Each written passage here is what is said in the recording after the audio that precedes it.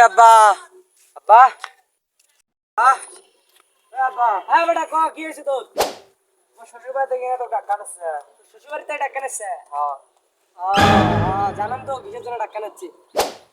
ভাই এখন কথা আচ্ছা আব্বা মুই তো ওইবারে জামাই মোক না ডাকে তোমাক ডাকাই কে বেটা তুই বুঝিস নে কিসের জন্য ডাকায় কারণ তোর শ্বশুর কই থাকে ক দেখি আব্বা বিদেশ গেছে তাতে কি আরে বেটা তুই জানিস না কারণ তোর শ্বশুর থাকে বিদেশত তোর শৌরিক কিটা সার্ভিস দিবে ওটা দায়িত্ব মোর এজন্য ডাকায়